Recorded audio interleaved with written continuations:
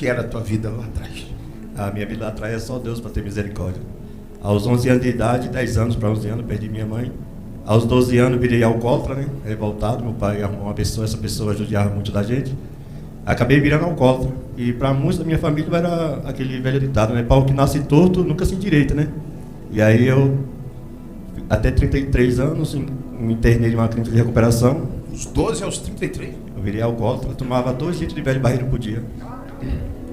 Enjoei de tomar velho barreiro 51, pitu, tudo que tinha álcool eu enjoei de tomar. E até chegar o dia de eu ir para a clínica, e na clínica eu conheci o senhor através de uma rádio. Olha lá. 20 anos só enxugando. E ele bebeu de tudo e falou, isso aqui já não faz mais efeito.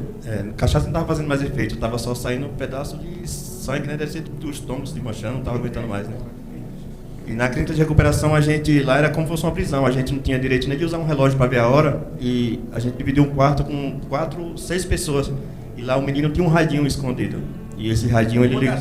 Na clínica tinha um radinho escondido. Tinha um radinho escondido e na madrugada ele ligava. E na madrugada passou reverendo Charles Pitt. Eu falei assim, eu quero conhecer esse cara. Esse cara ele é usado por Deus. O senhor falava, vem aqui o cansado, os oprimidos, traz uma peça de roupa. Eu falei assim, a primeira coisa quando eu saí da clínica é ir nessa igreja. Como eu já conhecia aqui o Belval, que eu morava aqui, né? Aí eu vim aqui. E tudo que o Senhor determinou na minha vida aconteceu. Pode aplaudir Jesus. Isso faz quanto tempo? Faz 2 anos. Agora vai fazer 2 anos, dia 30. Um homem que viveu no alcoolismo, destruído. Muitos de vocês me ajudaram a pagar o programa de rádio.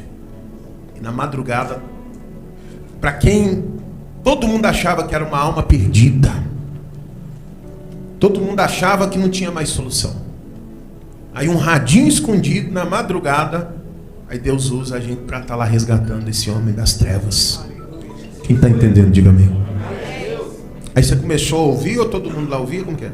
É que na verdade era assim, era uma clínica que cada quarto era como se fosse uma cela. A gente tinha um horário de deitar e o horário não poderia conversar no quarto.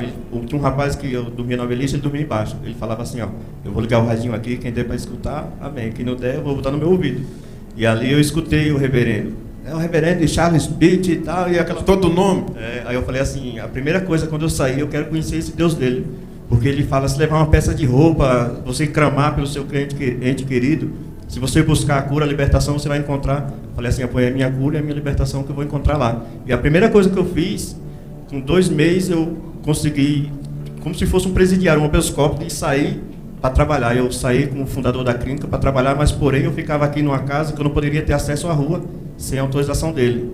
Com 2 meses eu ganhei essa certa liberdade que meio que, se eu fosse cortar o cabelo, eu tinha que ter o conceito do fundador da clínica, que eu estava debaixo do poder dele.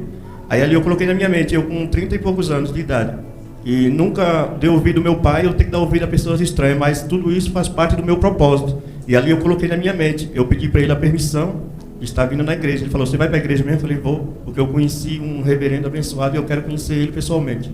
Aí ele falou assim, ó, começa aqui a hora oculta. Eu falei, começa às 19, termina às 8h30. Ele falou, 8h30 eu vou ligar para ver se você está aqui mesmo. Porque ele mora no Líbano e eu estava aqui no Belval, na casa dele. Em uma das casas dele. E ali eu tinha como se fosse um rastreador. Ele sabia todos os meus passos. Eu falava para ele, ó, eu vou sair da igreja umas 8h30, 9h. Quando eu chegar eu te mando a mensagem falando que cheguei. E ali ele falou, como foi a igreja lá? Foi tudo bem? Eu falei assim, melhor do que lá na igreja não existe. Porque foi aqui que eu conheci Deus, né? E o Senhor profetizou, tudo que o Senhor profetizou sobre a minha vida, aconteceu. Você obedeceu? Obedeci e eu estava firme aqui, comecei a caminhar firme. E o Senhor profetizou uma mulher da obra para mim, que Deus estava preparando, e Deus preparou. A esposa dele casou? Casei. Deus, ele é tão maravilhoso que quando venceu meus 9 meses na clínica, eu ganhei minha liberdade, assim, porque para mim eu era um presidiário. Eu me coloquei para mim como era um presidiário que fazia parte do meu tratamento. Quando a pessoa quer mudança, a gente tem que aceitar tudo que é para o seu bem. E ali Deus falou assim, no seu tempo certo vai acontecer. Mesma coisa o Senhor falou, ó, Deus está preparando uma pessoa, preparando um emprego, preparando tudo que você precisa. Determinando com fé. E o Senhor determinou e eu abracei tudo que o Senhor falou. Tudo que o Senhor falou para mim, eu coloquei no meu coração e eu falei assim, se é da vontade de Deus, vai acontecer. Aconteceu. Com 10 dias depois que venceu o meu prazo da clínica, o Senhor preparou para mim um casamento, um buffet para 150 pessoas, não tinha nenhuma pessoa... Mas peraí, quando você saiu da clínica, quanto você tinha? Dinheiro? Eu não tinha um centavo. Tinha uma roupa? Nem roupa direito. Não, roupa eu tinha porque Deus preparou, né? Porque condições financeiras eu não tinha nada. Imagina você. Saiu para começar do zero. Você saindo de uma clínica de recuperação, você não tem nem direção para onde que você vai, porque você vai estar liberdade ali, você tem tudo para você voltar ao que você era antes. Mas não, Deus, Ele preparou tudo nos mínimos detalhes. A gente fez um buffet para 150 pessoas, não tinha ninguém que dizia que era amigo, que era brother, que era truta, porque no mundo, os amigos que é amigo falam, você é meu brother, você é meu truta. Não tinha um desses no meu casamento, só pessoas da igreja, só o irmão da igreja, o irmão da fé. A história mudou. A história mudou. Pessoas, de fato, reconheceram o que Deus fez na sua vida. Pessoas, de fato, reconheceram. Hoje, está casado? Está trabalhando? Casado, trabalhando. Em casa? Casa, graças a Deus.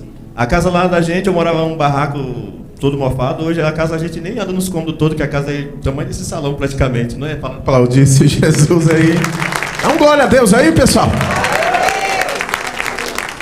Você tem que entender que a alma é preciosa.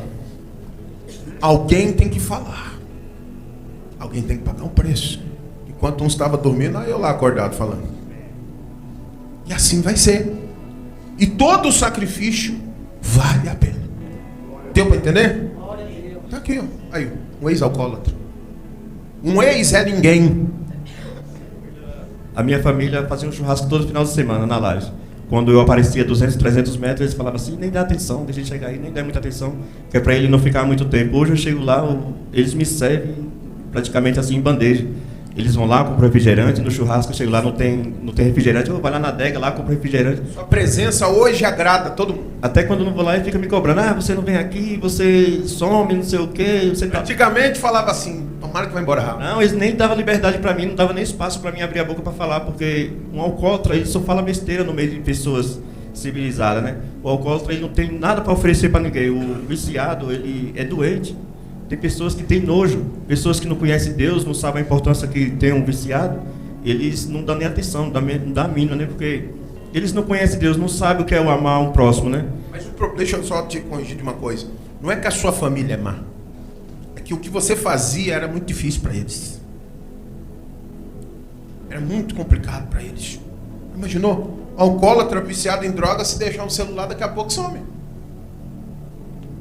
Você fala assim, tá o dinheiro para fazer a compra aqui. Cadê a compra? Não tem compra e nem o dinheiro. Mas só que eles não conseguiam enxergar a alma preciosa que tinha aqui. E muitas vezes será assim, viu? Não vai ser os da sua casa, vai ser um de fora. Posso falar de novo para você falar amém? Muitas vezes vai ser um de fora e não vai ser o da sua casa. Não vai ser aquele que te ama, com amor de família. Vai ser aquele que você menos espera. E você, essa eu quero que você até levante a mão e fale assim, eu vou ser usado para resgatar alguém que eu nem conheço. É por isso que você tem que fazer. Por isso que você não pode desistir. Por isso que você tem que falar assim, eu vou servir a Deus, eu vou para a igreja. Não precisa ir para a igreja. O pior conceito que você teve é falar que você precisa ir para a igreja. Você precisa ter uma direção. Você tem que ser guiado. Tem que ter uma liderança. Senão você fica para lá, para cá e não chega em lugar nenhum. E obedece. 2 anos, tudo mudou. Tudo mudou. Saindo da clínica, o meu prazo da clínica venceu dia 30 de junho. No dia 8 foi o casamento no cartório. Dia 17 na igreja. Um poucos meses depois, o Senhor me consagrou para ser obreiro da casa dele. Palmas bem fortes. Vai nessa fé, hein? Nunca mais separa. Tudo que o Senhor falou, casamento, servir a obra, emprego bom, esse emprego não era para mim. Tudo que o Senhor falou, eu coloquei no meu coração. Ali eu esperei o tempo certo, porque o tempo não é nosso, o tempo é de Deus. Muitas das vezes o pastor, ele declara que vai ter bênçãos na tua vida, que Deus vai transformar a tua vida, mas você não tem a paciência de esperar. Se você esperar no Senhor, ouvir o que o teu pastor falou em cima do altar, que o altar é santo, o que sai de cima do altar, acontece. Muitas das vezes a gente não espera o milagre acontecer, por causa da gente, falta de paciência. Então você tem a paciência que acontece. Eu esperei com paciência no Senhor e aconteceu. Tudo que o reverendo falou, eu vivo hoje. Eu não estou aqui para ganhar status, ganhar link, ganhar nada, mas sim para glorificar o nome do Senhor, porque Deus, Ele faz. Palmas bem fortes. Glorifica o nosso Deus que é bom. Amém? Diga, eu creio. Então eu quero que você fique com esse testemunho aí que é lindo, que é maravilhoso.